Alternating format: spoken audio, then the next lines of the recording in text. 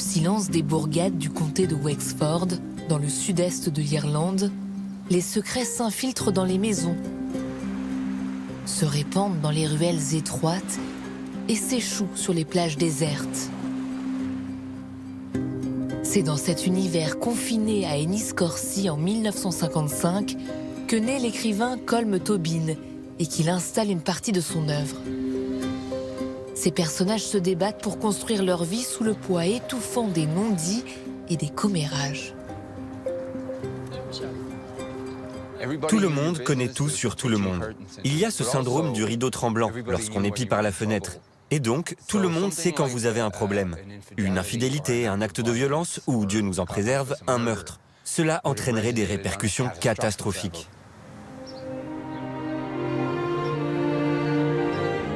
En 2009, Colm Tóibín donne vie à Eilish Lacy, l'héroïne de son roman Brooklyn.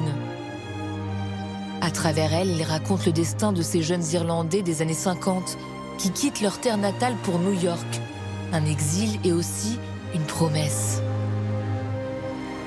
Adapté au cinéma, le roman rencontre un immense succès. En 2024, Tóibín publie la suite Long Island, le retour au pays de Eilish, tiraillé entre deux continents et deux amours.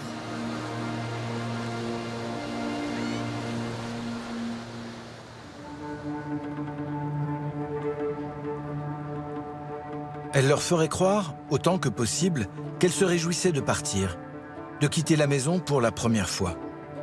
Elle se fit la promesse solennelle qu'à aucun moment, elle ne leur laisserait entrevoir ce qu'elle ressentait vraiment. Il y avait déjà suffisamment de tristesse dans cette maison, peut-être plus encore qu'elle n'était capable d'en percevoir. À Enniscorthy, la cathédrale et le château austère dominent cette petite ville historique. C'est en contrebas, non loin de la rivière Sleney, que réside la famille d'Eilish Lacy dans les années 50. Depuis la mort du père, les Lacy survivent grâce au travail de Rose, la sœur aînée, entre misère ouvrière et foi catholique. Avec l'appui du prêtre local, sa mère envoie Eilish à New York à 18 ans, dans l'espoir d'une vie meilleure.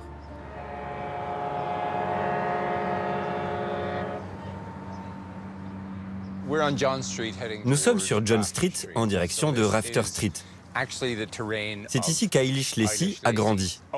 C'est ce quartier qu'elle a quitté pour Brooklyn et c'est ici encore qu'elle revient dans Long Island.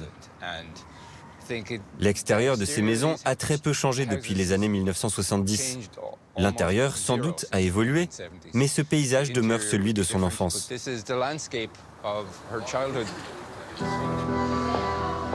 20 ans après son départ, dans le roman Long Island, Eilish revient à Enniscorthy. Elle a 40 ans, 2 enfants, une vie américaine et pas mal de désillusions. Tony, son mari italien, un plombier, attend un enfant d'une maîtresse. Eilish prend prétexte d'une fête de famille pour quitter son foyer quelques semaines. C'était incroyable que rien n'ait changé depuis sa dernière visite 20 ans plus tôt. Le même papier peint, les mêmes rideaux, le même vieux lino, les tapis râpés, les couvertures et édredons sur les lits. Historiquement, l'Irlande des années 1970 est à l'orée de grands changements, mais ceux-ci ne se sont pas encore produits. C'est une société conservatrice, religieuse, théocratique, où toute évolution rapide suscite la méfiance et repose principalement sur une tradition agricole. Revenir dans cet environnement, pour Eilish, c'est comme sortir d'un film en technicolor comme Le Magicien d'Oz et se retrouver dans un vieux film muet du siècle dernier.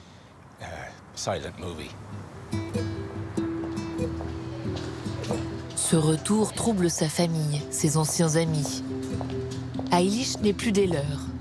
Regard en coin, silence pesant, elle est devenue l'étrangère.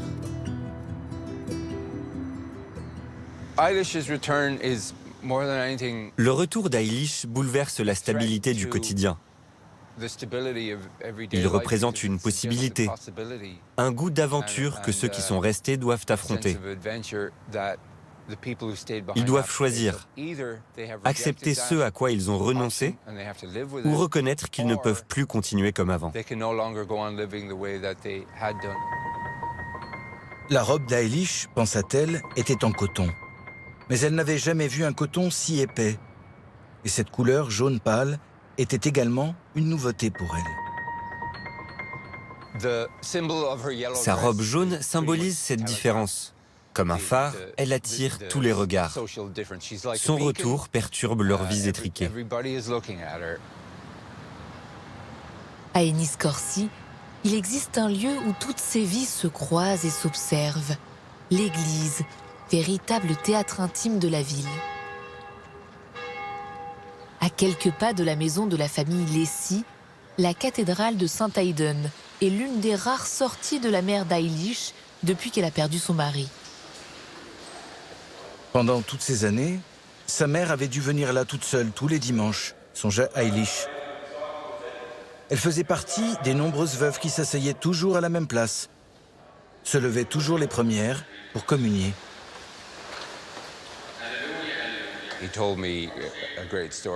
Un jour, Tobin m'a raconté une histoire à propos de la messe. Il aidait le prêtre pour la distribution des hosties et disait que cela lui donnait un accès à un aperçu intégral de la ville, qu'il n'aurait jamais eu autrement. Des petites vieilles avec leurs bonnets en crochet et une langue particulièrement bien pendue. Cette vision de la ville lui apparaissait avec une crudité presque gynécologique.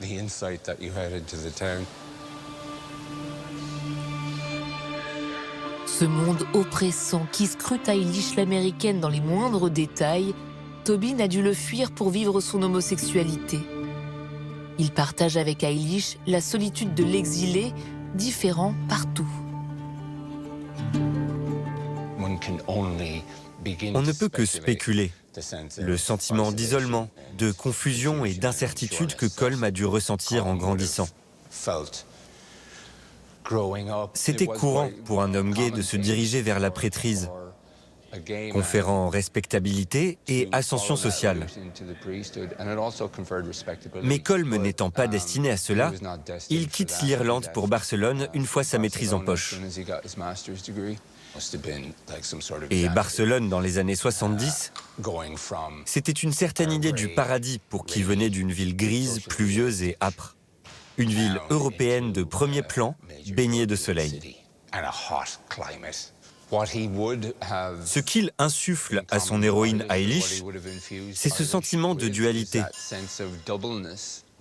En tant qu'émigrant, on ne revient jamais dans son pays natal tout à fait le même.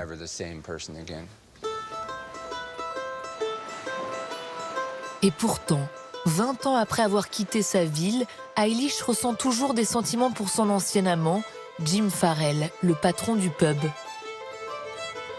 Oloans, le plus ancien pub de la ville, fondé en 1734 au pied du château, est comme tous les pubs, un espace de mémoire et de vie collective où se croisent toutes les générations.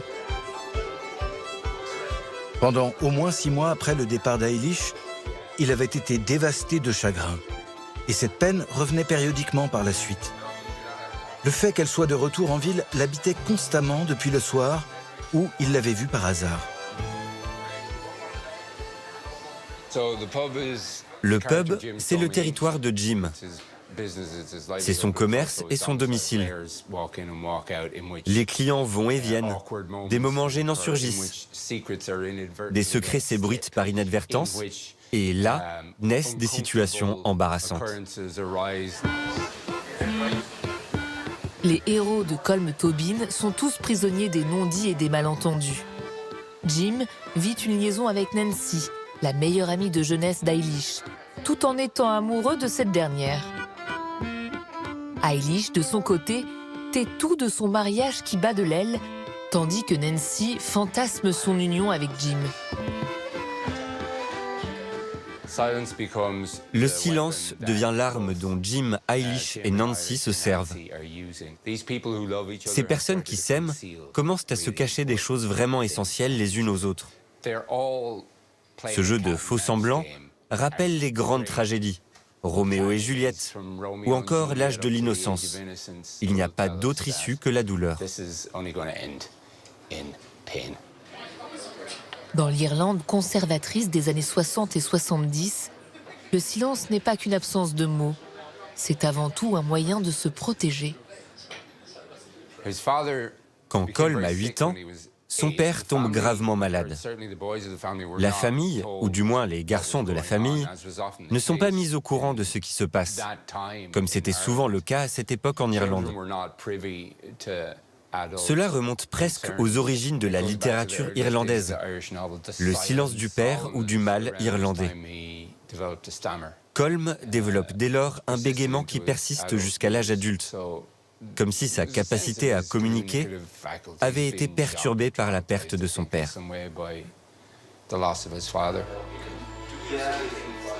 Partir ou rester, Eilish se retrouve à nouveau face à un choix existentiel. L'héroïne de Colm Tobin est à la fois fragile et forte, à l'image des personnages de Jane Austen qui ont bercé son enfance. Des femmes capables d'empoigner leur destin.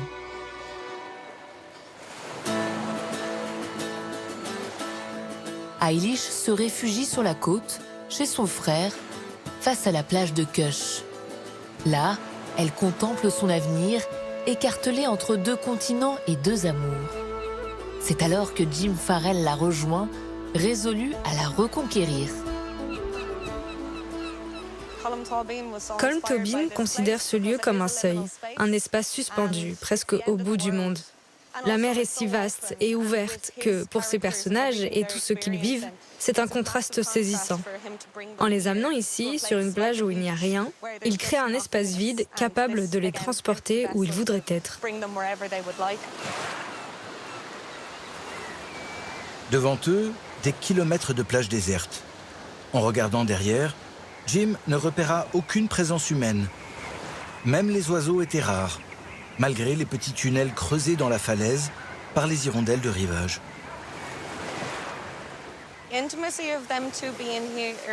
L'intimité qui naît entre eux sur ce bord de mer, leur silence, sont amplifiés par le son de l'eau et par le dénuement du lieu. Alors qu'elle attend qu'ils disent quelque chose, il attend lui aussi qu'elle parle.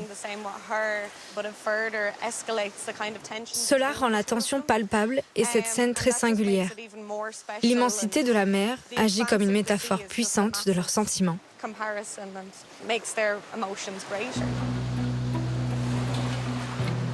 Quelques nuages s'accumulaient à l'horizon. Mais, pour l'essentiel, le ciel restait dégagé et le soleil chauffait de plus en plus. La lumière était encore presque rêveuse. Eilish resta un moment à contempler la mer avant d'amorcer le chemin du retour. Peu importe l'issue, quelque chose a basculé en elle. Les vraies transformations ne font pas toujours du bruit. Elles se passent parfois au bord du monde, entre 2 phrases, entre 2 vagues.